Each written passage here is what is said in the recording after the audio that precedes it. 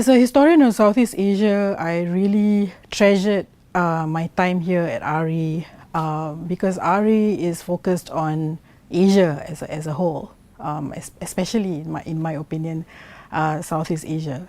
As someone who does transnational research, I really valued that sort of outlook and philosophy that RE stands for, this sort of interdisciplinary transnational view of Asia as a whole.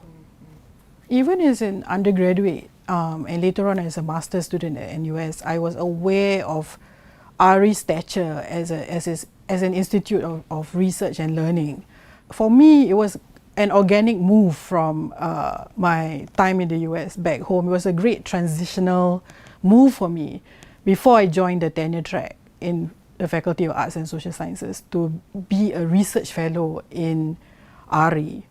And I really valued the time that I have here as a research fellow because it gave me the freedom to explore things that I would not have otherwise if I had come back straight away as a tenure track member of NUS. As part of the Religion and Globalization cluster, I was exposed to a lot of things that I would not otherwise have been exposed to because the research fellows at RE come from extremely diverse backgrounds that I was not exposed to in the US, where people were mostly trained in the States itself.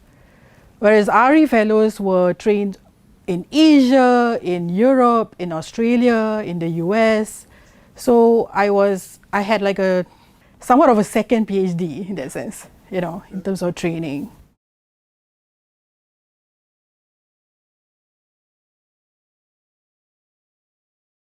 While I was a research fellow, I organized the Works in Progress seminar series for my colleagues.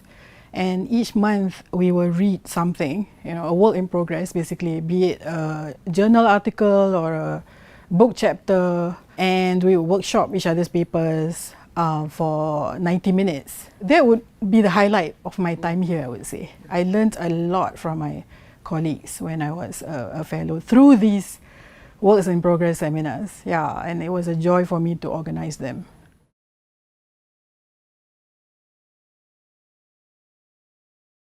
As a historian of Southeast Asia and the Indian Ocean, working on Islam, I think RE is definitely a center of that sort of innovative research because of its global perspective and its commitment to taking Asia seriously as a coherent whole, which I really value as a historian because I find that RE takes the context, the Asian context, very seriously.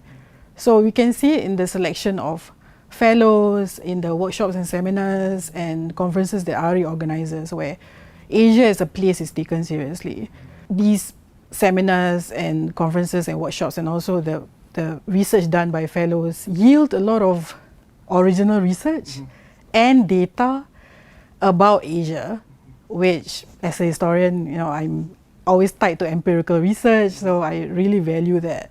One of the major strengths of RE is that it is situated in Singapore, right in the center of Asia.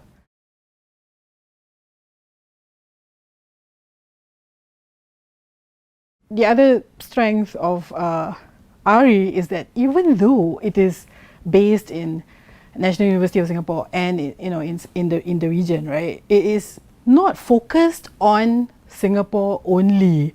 It situates Singapore within the Asian context, and you can see in the programs and in the selection of research fellows that RE does not have a insular view about how Asia can benefit Singapore or something like that. It's about how Singapore can work with the rest of Asia. There's a perspective that I also value in that it's not narrowly focused on Singapore.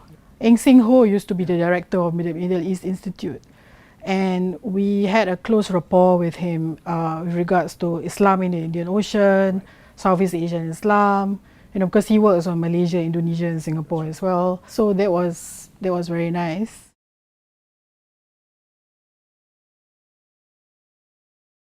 I would say that RE is known for innovative, global-oriented research. The beauty of RE is that no single director in the past 20 years or cluster leader has ever imposed a set paradigm on RE itself. And that is a really good thing, because it means that the intellectual development of the research done at RE doesn't have the imprint of a single scholar, and it developed organically over the 2 decades. And every research fellow contributed to the research done here.